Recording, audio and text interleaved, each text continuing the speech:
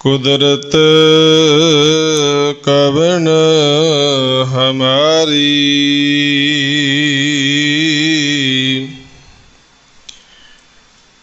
साध संग नानक जस गायो।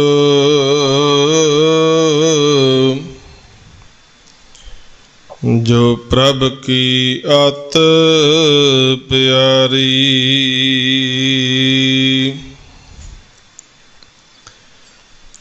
धन वाहिगुरु साहिब जीओ। प्रभ कै सिमरन गर्भ न बसै,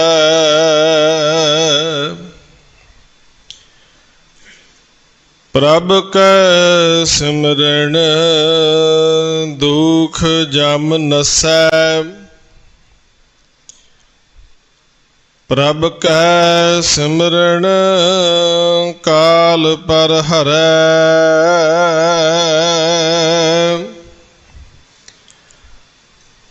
प्रभ कै सिमरन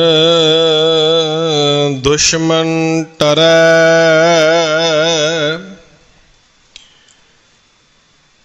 प्रभ सिमरत कछ बिघन न लागै,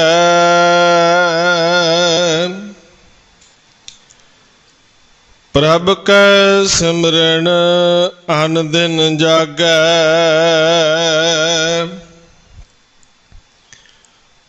प्रभ कै सिमरन भौ न व्यापै, प्रभ कै सिमरन दुख न संतापै, प्रभ का सिमरन साध कै संग, सर्ब निधान नानक हर रंग,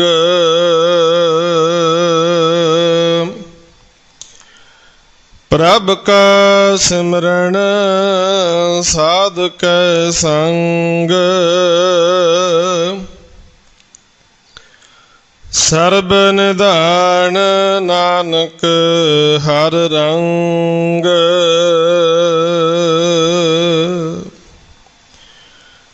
वाहिगुरु जी का खालसा, वाहिगुरु जी की फतेह। पतित पावन भगत वत्सल गरीब नवाज सतगुरु गुरु ग्रंथ साहिब सच्चे पातशाह सतगुरां दी पावन पवित्र मुकद्दस हजूरी विच जुड़ बैठे गुरु सवारिओ अते अपने घरां विच बैठ करके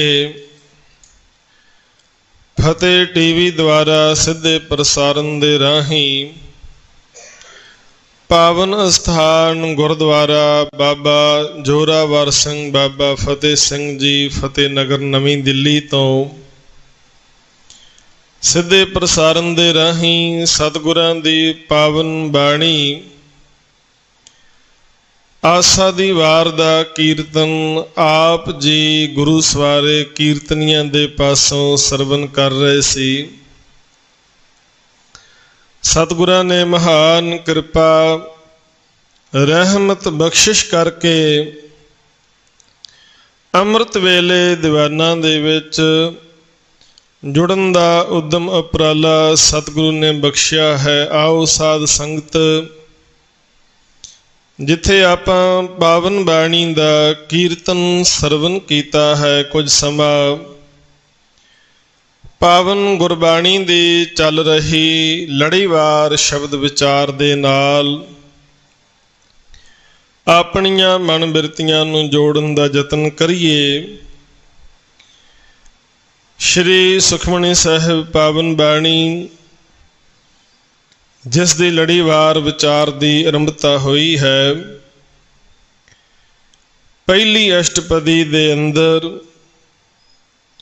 ਦੂਸਰੇ ਪਦੇ ਦੀ ਵਿਚਾਰ ਅੱਜ ਆਪਾਂ ਸਾਂਝੀ ਕਰਨੀ ਹੈ। ਮੂਲ ਪਾਠ ਆਪ ਜੀ ਨੇ ਸਰਵਨ ਕੀਤਾ ਹੈ। ਆਓ ਇਸ ਪਾਵਨ ਸ਼ਬਦ ਦੀ ਵਿਚਾਰ ਦੇ ਨਾਲ ਜੁੜਨ ਤੋਂ ਪਹਿਲਾਂ ਆਪਣੀ ਰਸਨਾ ਨੂੰ ਪਵਿੱਤਰ ਕਰੋ। ਸਾਰੇ ਹੀ ਜਪੋ ਸਤਨਾਮ ਸ੍ਰੀ ਵਾਹਿਗੁਰੂ।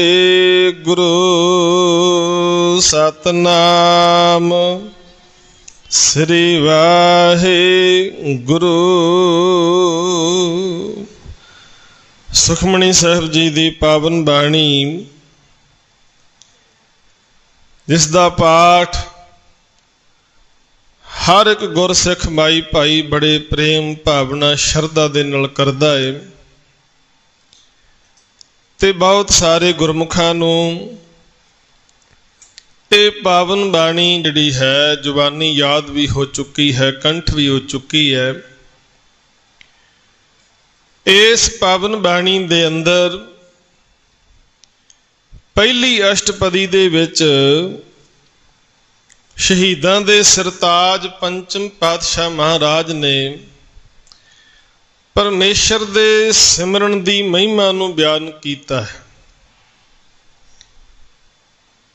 ਤੇ ਪੂਰੀ ਅਸ਼ਟਪਦੀ ਦੇ ਅੰਦਰ ਸਿਮਰਨ ਦੀ ਮਹਿਮਾ ਬਿਆਨ ਕੀਤੀ। ਸਿਮਰਨ ਦੀ ਵਡਿਆਈਆਂ ਨੂੰ ਦੱਸਿਆ ਹੈ ਕਿ ਸਿਮਰਨ ਦੀਆਂ ਕੀ ਵਡਿਆਈਆਂ ਨੇ, ਕੀ ਮਹਿਮਾ ਹੈ।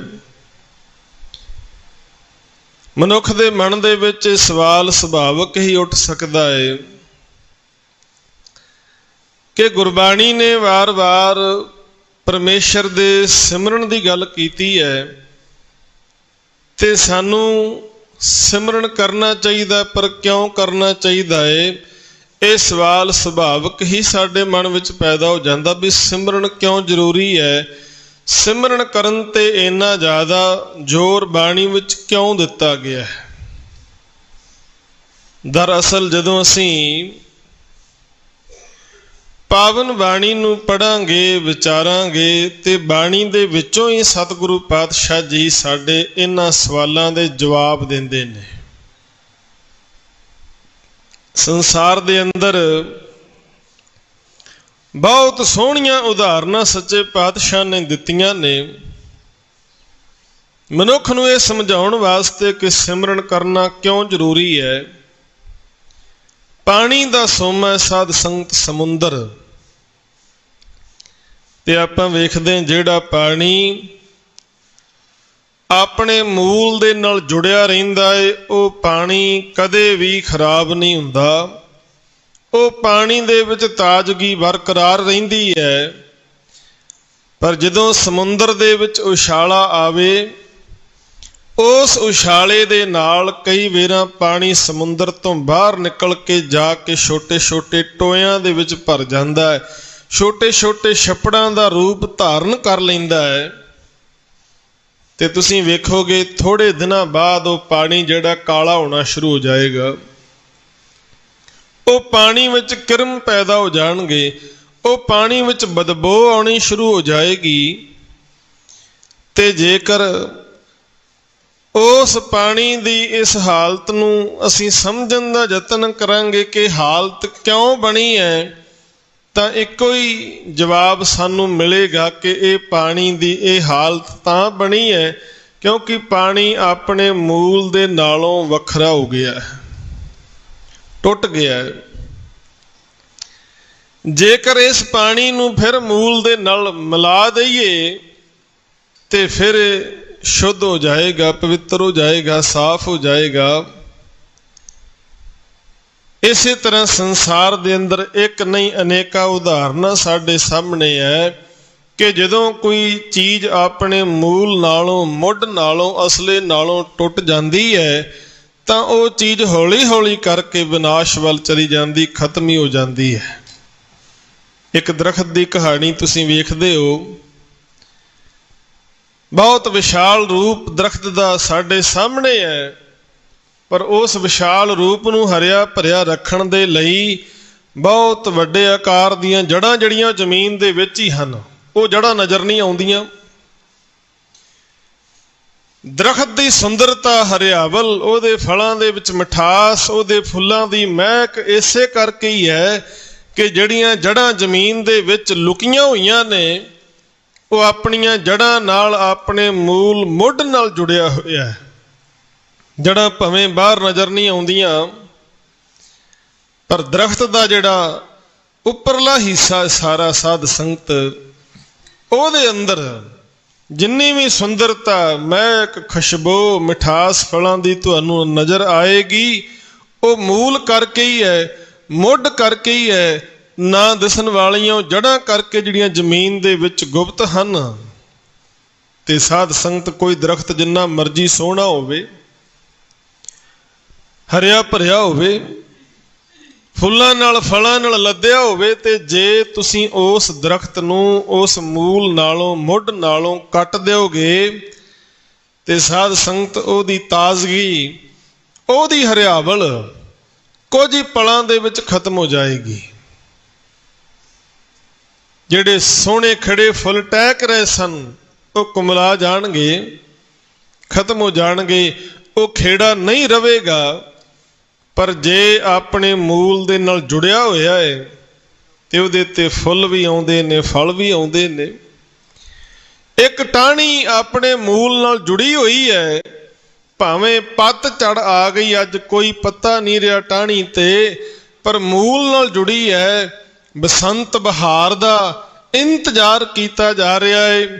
ਜਦੋਂ ਬਸੰਤ ਬਹਾਰ ਆਵੇਗੀ ਉਦੋਂ ਉਸ ਟਾਹਣੀ ਤੇ ਫਿਰ ਕਰੂੰਬਲਾਂ ਫੁੱਟਣਗੀਆਂ, ਪੱਤੇ ਵੀ ਨਿਕਲਣਗੇ, ਫੁੱਲ ਵੀ ਨਿਕਲਣਗੇ, ਉਹਨੂੰ ਫਲ ਵੀ ਲੱਗਣਗੇ।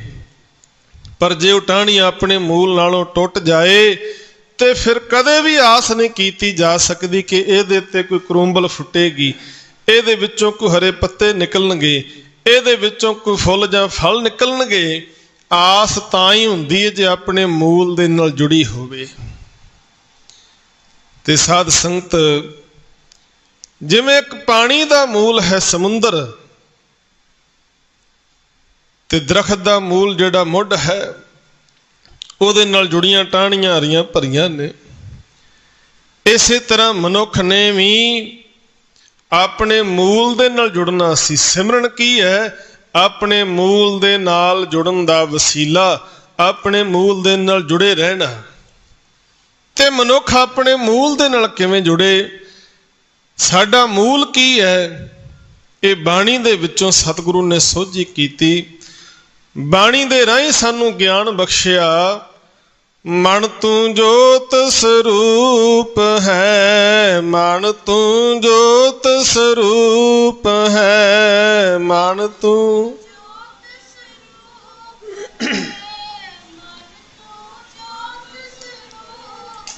ਆਪਣਾ ਮੂਲ ਪਛਾਣ, ਆਪਣਾ ਮੂਲ ਪਛਾਣ।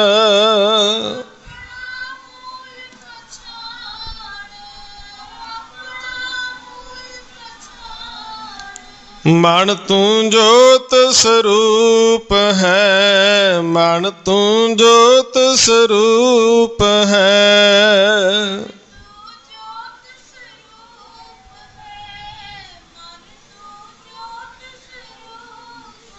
ਸਤਿਗੁਰੂ ਪਾਵਨ ਬਾਣੀ ਦੇ ਰਾਹੀਂ ਇਹ ਕਿਰਪਾ ਸਾਡੇ ਤੇ ਕਰ ਰਹੇ ਨੇ।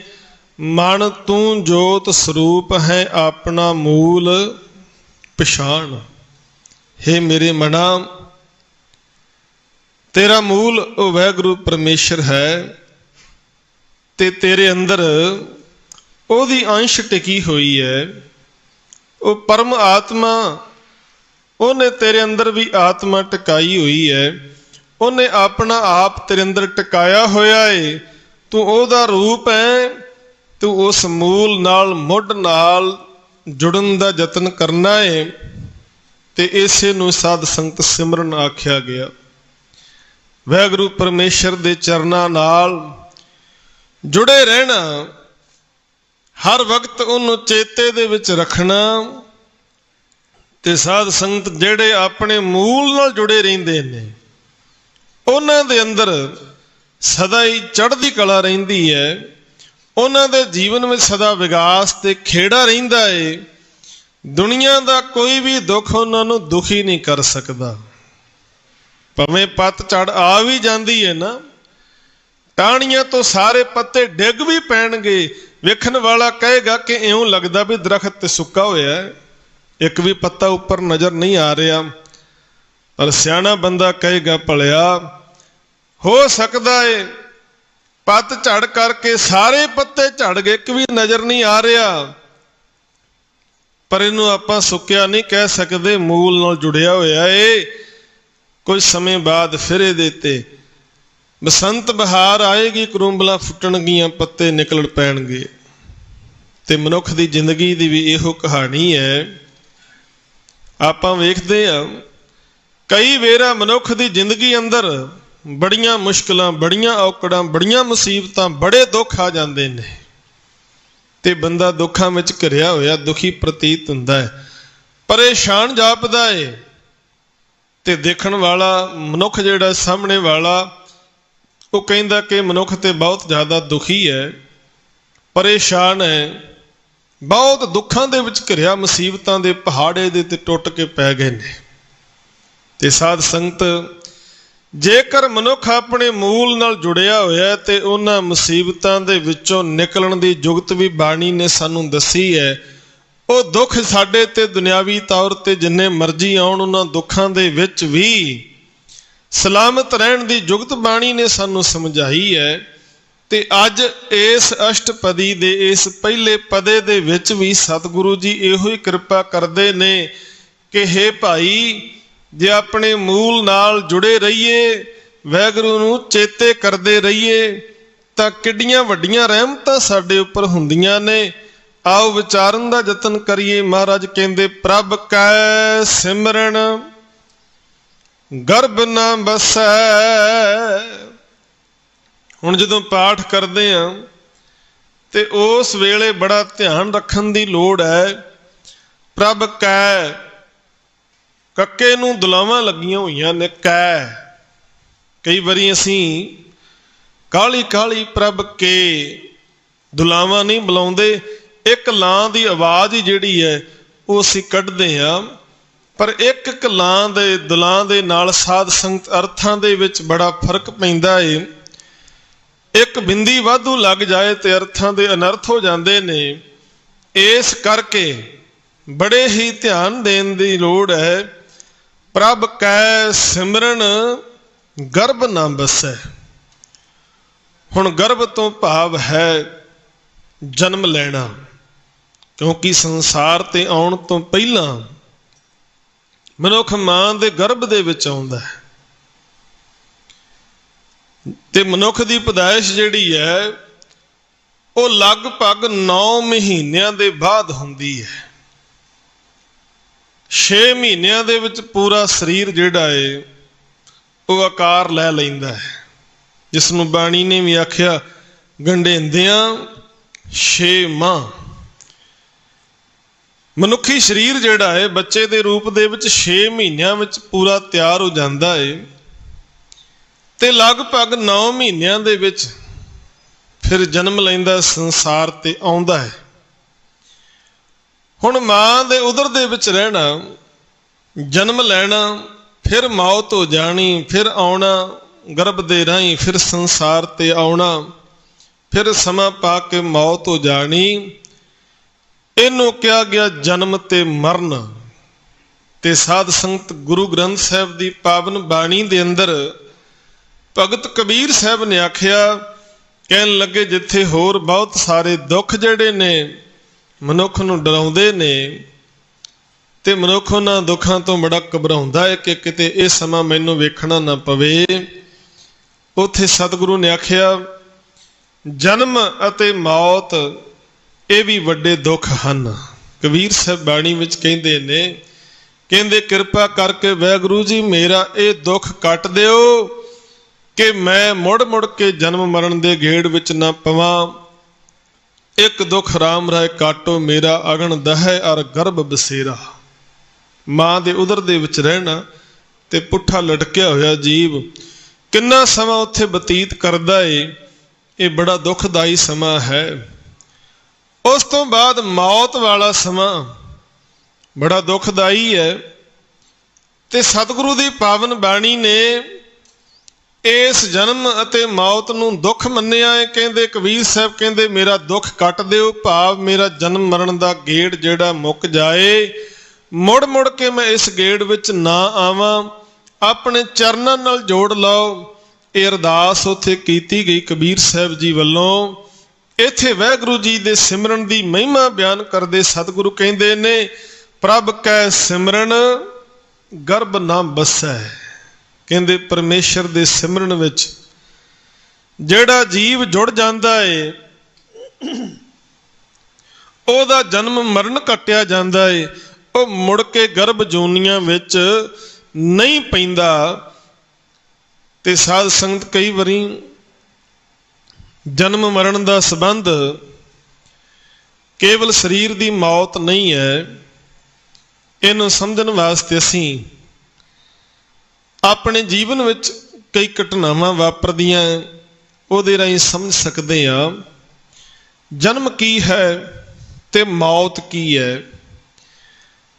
ਗੁਰਬਾਣੀ ਨੇ ਇਹ ਵੀ ਮੰਨਿਆ ਹੈ ਕਿ ਬੰਦਾ ਭਾਵੇਂ ਸਰੀਰ ਕਰਕੇ ਜਿਉਂਦਾ ਹੈ, ਜੇ ਬੰਦੇ ਦੀ ਜ਼ਮੀਰ ਮਰ ਜਾਏ ਤੇ ਬੰਦਾ ਮਰੇ ਸਮਾਨ ਹੀ ਹੈ। ਜਿਹਦੀ ਪਰਮੇਸ਼ਰ ਦੇ ਚਰਨਾਂ ਨਾਲ ਪ੍ਰੀਤ ਨਹੀਂ ਬਣੀ, ਉਹਨੂੰ ਵੀ ਬਾਣੀ ਨੇ ਮਰਿਆ ਹੋਇਆ ਜਾਣਿਆ ਹੈ, ਮਰਿਆ ਹੋਇਆ।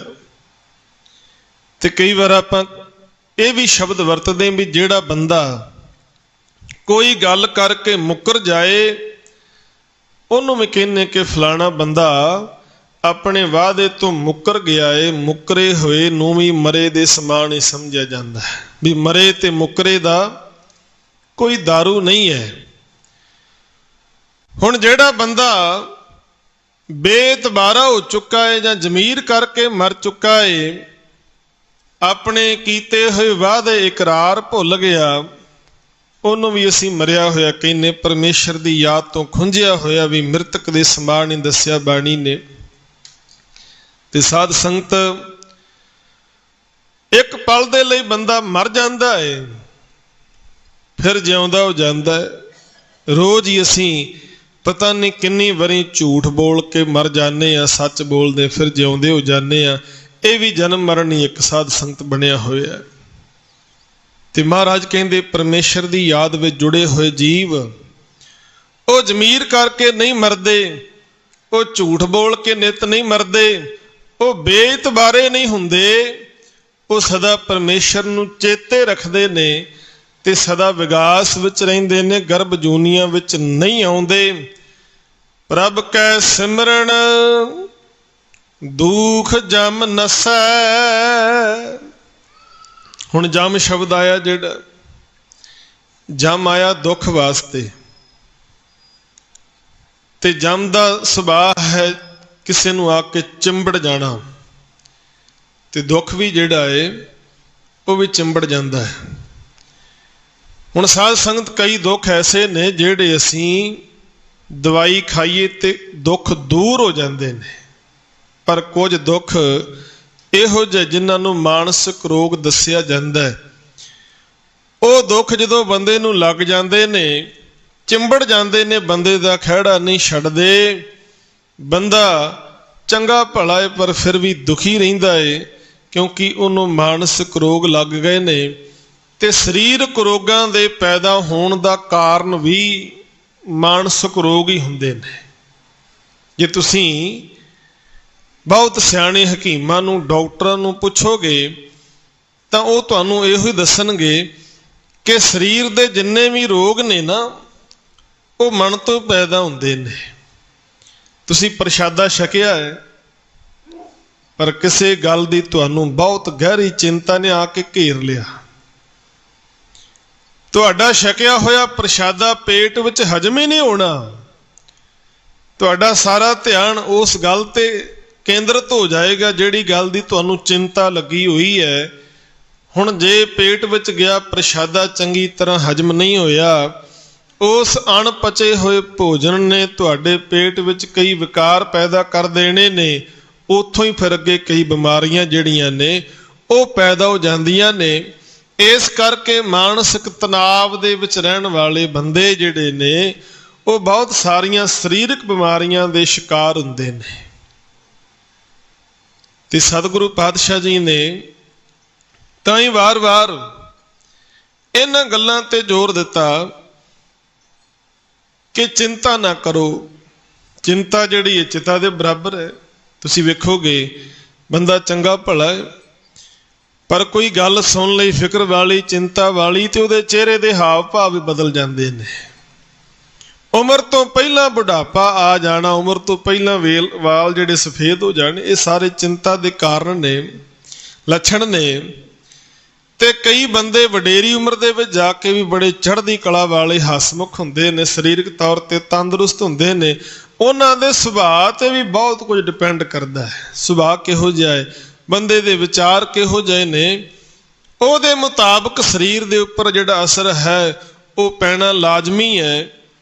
ਤੇ ਮਹਾਰਾਜ ਕਹਿੰਦੇ ਜਿਹੜਾ ਦੁੱਖ ਜਮ ਬਣ ਕੇ ਚਿੰਬੜਿਆ ਸੀ, ਪਰਮੇਸ਼ਰ ਦੀ ਬੰਦਗੀ ਵਿੱਚ ਜੁੜੇ ਹੋਏ ਜੀਵ, ਦੁੱਖ ਰੂਪੀ ਜਮ ਉਹਨਾਂ ਦੇ ਨੇੜੇ ਨਹੀਂ ਆ ਸਕਦਾ। ਕੋਈ ਚਿੰਤਾ, ਕੋਈ ਸਹਿਮ, ਫਿਕਰ, ਗਮ, ਝੋਰਾ ਉਹਨਾਂ ਦੇ ਨੇੜੇ ਨਹੀਂ ਹੁੰਦਾ। ਸਦਾ ਵਿਗਾਸ ਵਿੱਚ, ਖੇੜੇ ਵਿੱਚ ਰਹਿੰਦੇ ਨੇ। ਪ੍ਰਭ ਕੈ ਸਿਮਰਨ ਕਾਲ ਪਰ ਹਰੈ। ਕਾਲ ਕਹਿੰਦੇ ਮੌਤ ਨੂੰ, ਮੌਤ ਦਾ ਡਰ, ਇੱਕ ਸਹਿਮ, ਇੱਕ ਫਿਕਰ। ਮੌਤ ਸਾਧ ਸੰਗਤ ਇੱਕ ਨਾ ਇੱਕ ਦਿਨ ਆਉਣੀ ਹੈ, ਤੇ ਉਹ ਅਟਲ ਸਚਾਈ, ਕੋਈ ਉਹਦੇ ਤੋਂ ਮੁੱਕਰ ਨਹੀਂ ਸਕਦਾ। ਬਾਣੀ ਦੇ ਵਿੱਚ ਆਪਾਂ ਰੋਜ਼ ਹੀ ਪੜ੍ਹਦੇ ਹਾਂ, ਘਰ ਘਰ ਇਹੋ ਪਹੁੰਚਾ, ਸੱਦੜੇ ਨਿਤ ਪਵਨ, ਸੱਦਣ ਹਾਰਾ ਸਿਮਰੀਏ ਨਾਨਕ ਸੇ ਦੇਹ ਅਵਨ। ਉਹ ਸਮਾਂ, ਉਹ ਦਿਨ ਸਾਰਿਆਂ ਤੇ ਆਉਣਾ ਹੈ ਜਦੋਂ ਅਸੀਂ ਸੰਸਾਰ ਨੂੰ ਛੱਡ ਕੇ ਚਲੇ ਜਾਣਾ ਹੈ। ਪਰ ਸਾਧ ਸੰਗਤ, ਕਈ ਬੰਦੇ ਮੌਤ ਦੇ ਸਹਿਮ ਦੇ ਵਿੱਚ ਜੀ ਰਹੇ ਨੇ। ਡਰ ਬਣਿਆ ਹੋਇਆ ਅੰਦਰ ਵੀ ਕਿਤੇ ਸਾਡੀ ਮੌਤ ਹੀ ਨਾ ਹੋ ਜਾਏ, ਕਿਤੇ ਕੋਈ ਦੁੱਖ ਨਾ ਚਿੰਬੜ ਜਾਏ।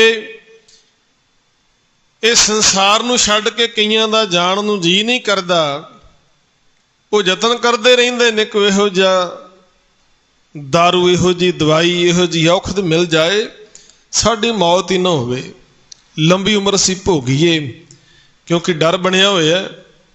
ਸਤਿਗੁਰੂ ਕਹਿੰਦੇ ਪਰਮੇਸ਼ਰ ਦੇ ਸਿਮਰਨ ਵਿੱਚ ਜੁੜੇ ਹੋਏ ਜੀਵ, ਉਹਨਾਂ ਦੇ ਅੰਦਰ ਕਾਲ ਦਾ, ਮੌਤ ਦਾ ਬਿਲਕੁਲ ਵੀ ਭੈ ਨਹੀਂ ਹੁੰਦਾ। ਜੇ ਉਹਨਾਂ ਨੂੰ ਕੋਈ ਮੌਤ ਦਾ ਡਰਾਵਾ ਵੀ ਦੇਵੇ, ਉਹ ਤਾਂ ਵੀ ਪਰਵਾਹ ਨਹੀਂ ਕਰਦੇ, ਤਾਂ ਵੀ ਪਰਵਾਹ ਨਹੀਂ ਕਰਦੇ, ਕਿਉਂਕਿ ਮੌਤ ਦਾ ਡਰ ਸਭ ਤੋਂ ਵੱਡਾ ਡਰ ਹੈ। ਇਸ ਤੋਂ ਵੱਡੀ ਤੇ ਗੱਲ ਹੋਰ ਹੈ ਹੀ ਨਹੀਂ ਕੋਈ।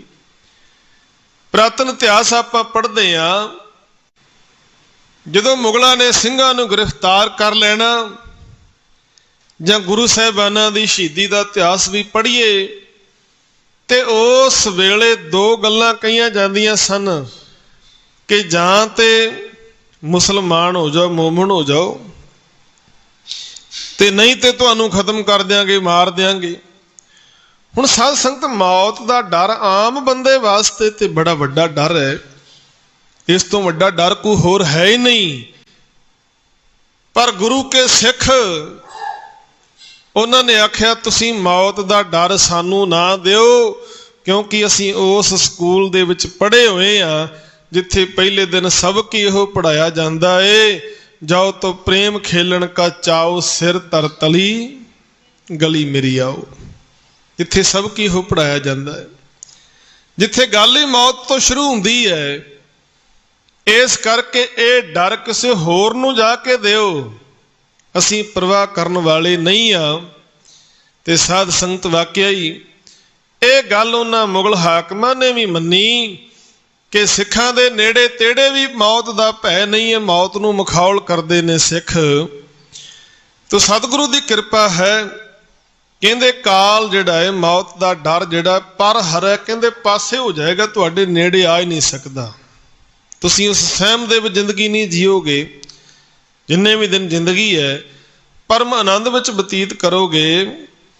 ਪ੍ਰਭ ਕੈ ਸਿਮਰਨ ਦੁਸ਼ਮਨ ਟਰੈ। ਹੁਣ ਦੁਸ਼ਮਣ ਜਿਹੜੇ ਨੇ ਉਹ ਕਿਹੜੇ ਨੇ? एक हुंदे साडे बाहरी तौर ते कोई दुश्मन जिहड़े साडे शरीर दा नुकसान करना चाहुंदे ने, परिवार दा कारोबार दा नुकसान करना चाहुंदे ने। उन्हां दुश्मनां तो बचण दे लई असीं 100 उपराले करदे हां। इत्थे जिहड़े दुश्मन ने वो विकार हन, विकार जिहड़े अंदरों पैदा हो जांदे, अंदरों ही।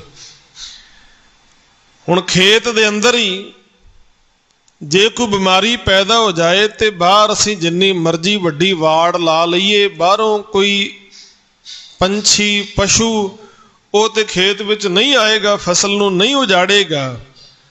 पर जिहड़ी बीमारी फसल नूं अंदरों लगनी है उहदा भी तो ध्यान देना पैना है ना। भी ये तो नहीं भी कल्ला बाहरों वाड़ असीं कीती हुई है, बाहरों कोई भी अवारा पशु पंछी जानवर फसल का नुकसान ना करे, बाहरली वाड़ ते बड़ा जोर दिता। पर बीमारी जिहड़ी है फसल नूं अंदरों अंदर ही खा जावे ते बाहरों कीतियां वाड़ां भी किसी काम नहीं। अज असीं बाहरले दुश्मनां तो सावधान होण दे लई बड़े प्रबंध कीते हुए ने। कोई चोर चक्का साडे घरे दुकान च ना आ बड़े सी CCTV कैमरे भी लाए हुए ने।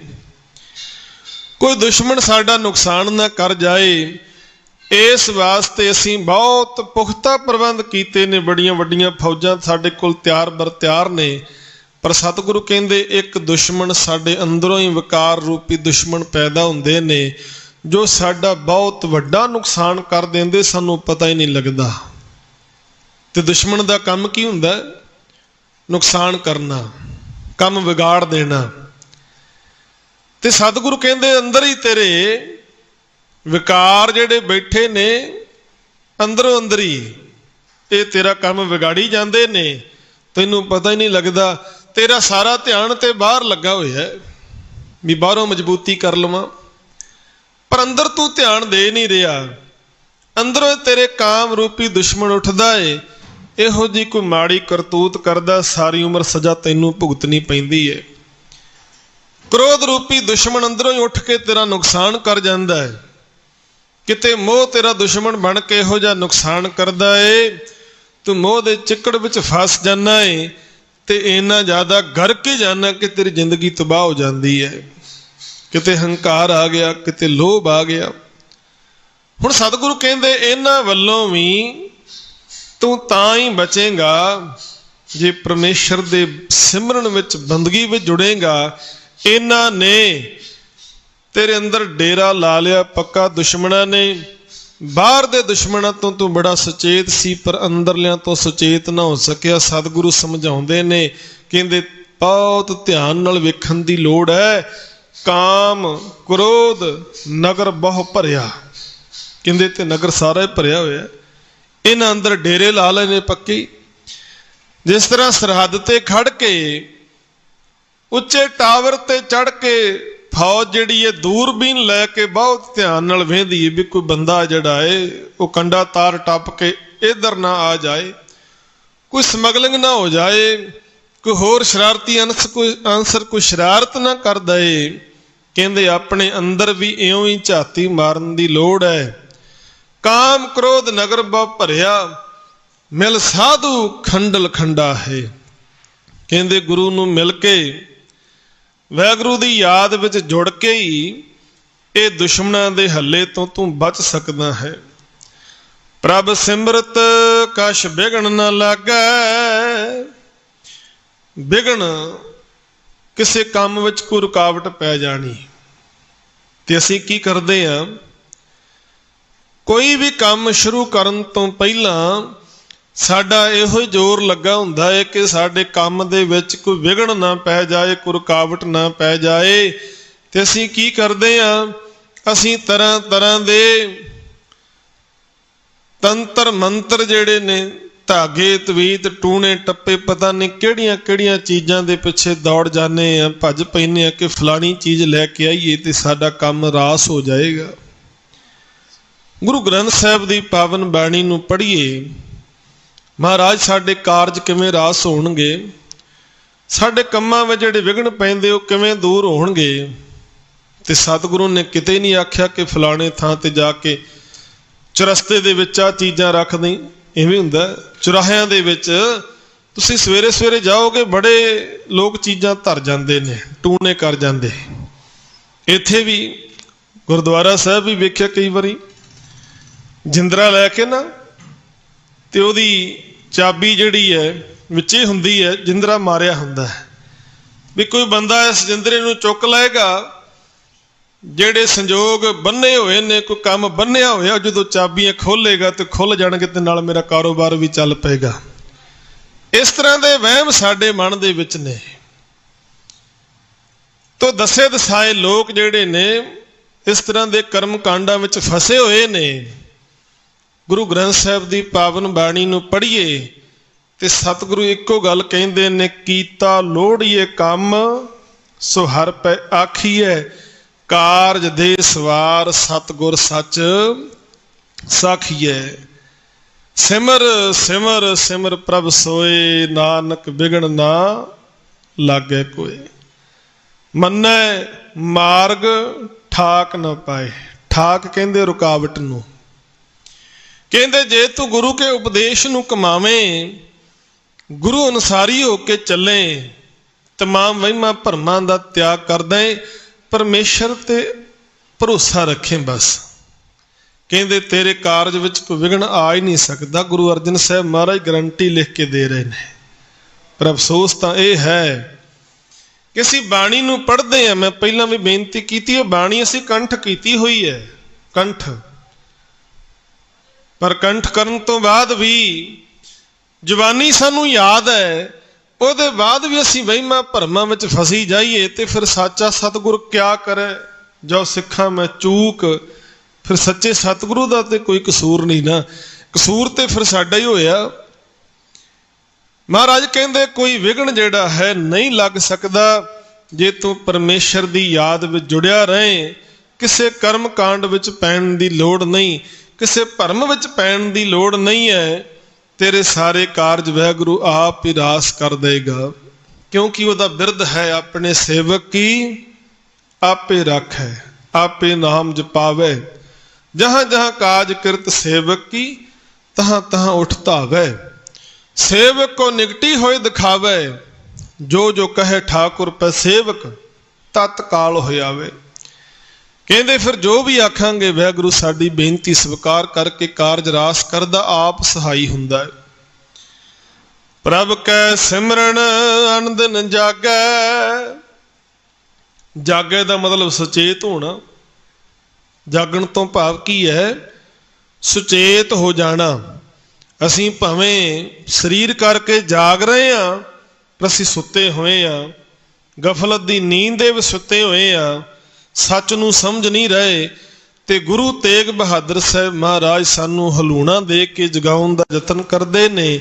ਜਾਗ ਲਹਿ ਰੇ ਮਣਾ ਜਾਗ ਲਹਿ, ਕਹਾਂ ਗਾਫਲ ਸੋਇਆ, ਜੋ ਤਨ ਉਪਜਿਆ ਸੰਗ ਹੀ ਸੋ ਪੀ ਸੰਗ ਨਾ ਹੋਇਆ। ਨੈਣੋ ਨੀਂਦ ਪਰ ਦ੍ਰਿਸ਼ਟ ਵਿਕਾਰ।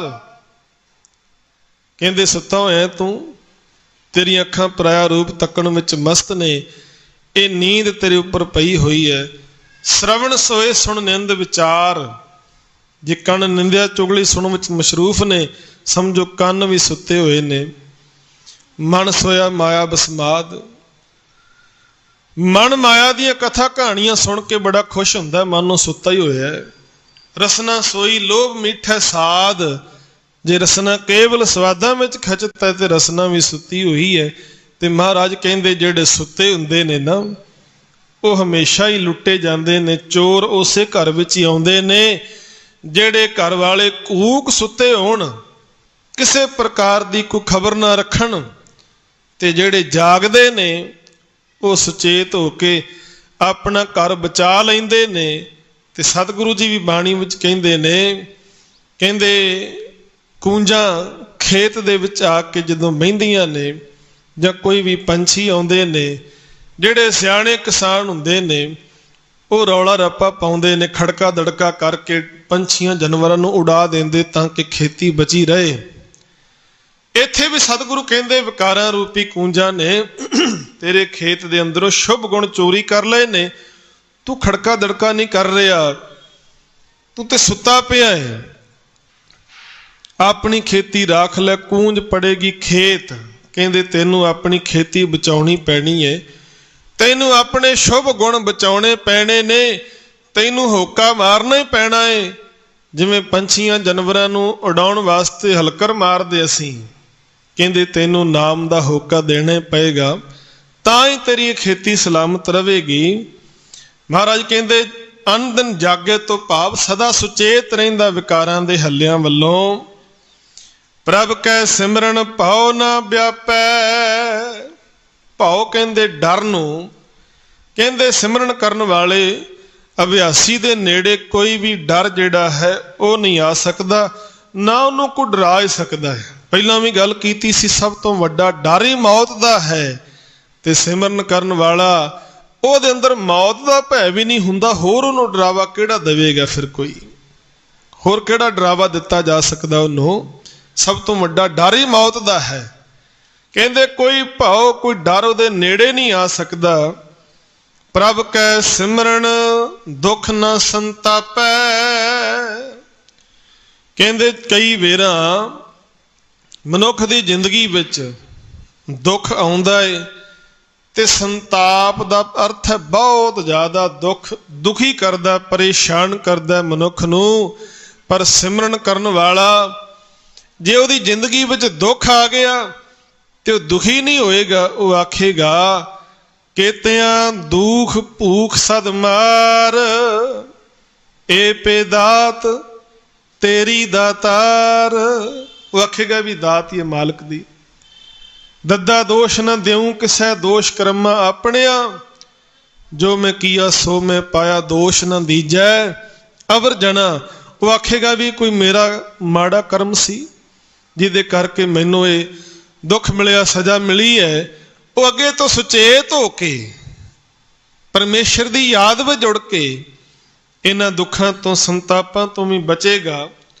ते महाराज फिर आखिरी बंद विच कहंदे ने, प्रभ का सिमरन साध कै संग, सर्ब निधान नानक हर रंग। कहते गुरमुखां दी संगत विच, गुरु दी हजूरी विच, रब दे प्यारिਆਂ नाल बह के परमेश्वर दी याद विच जुड़िए। ते गुरु नानक साहब जी कहते जेड़ा जीव इउं परमेश्वर दी बंदगी विच जुड़ जांदा है, दुनिया दे सारे खजाने मानो उन्हों प्राप्त हो जाते ने। वो सदीव आनंद विच रहिंदा है, वो मुड़ के गर्भ जूनियां विच नहीं पैंदा, उन्हों कोई दुखां रूपी जम नहीं आके डरा सकता, ना ही उहदे जीवन विच कारज विच कोई विघन आउंदा है। वो परम आनंद प्राप्त कर लैंदा है। सतगुरु रहमत करन, आपां भी अरदास करके गुरु दे दर तो इहो ही बख्शिश प्राप्त करनी है। गुरा एक दे बुझाई, सबना जियां का एक दाता, सो मैं विसर ना जाई। इनियां बेनतियां प्रवान करनियां, होइयां भुल्लां ना चितारनियां। गज के फतेह बुलाओ। वाहिगुरु जी का खालसा, वाहिगुरु जी की फतेह।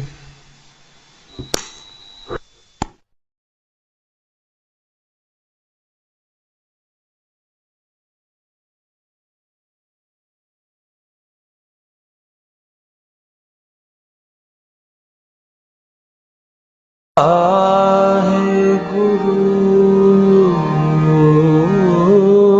जी, वाहिगुरु।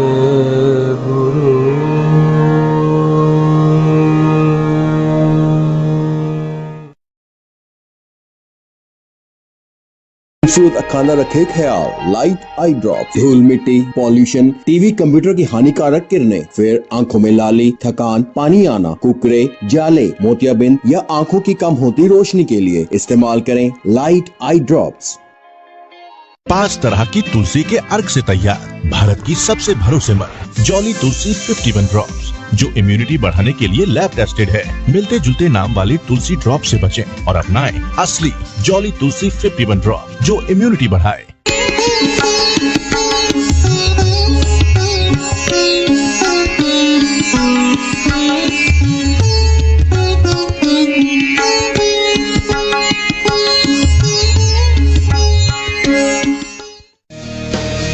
ਕੌਨਫੀਡੈਂਸ ਹੈ ਦੁਨੀਆ ਸਾਹਮਣੇ ਹਰ ਰੂਪ ਦੇ ਵਿੱਚ ਖੜੇ ਹੋਣ ਦਾ ਤੇ ਕੌਨਫੀਡੈਂਸ ਮਿਲਦਾ ਹੈ ਸਿਮਕੋ ਤੋਂ। Simco Supreme Hair Fixer, Simco Classic Hair Fixer। Personality ਨੂੰ ਨਿਖਾਰਨ ਵਾਲਾ ਭਰੋਸੇਮੰਦ ਸਾਥੀ, ਇਸ ਲਈ ਅੱਜ ਵੀ a name you can rely upon Simcoe.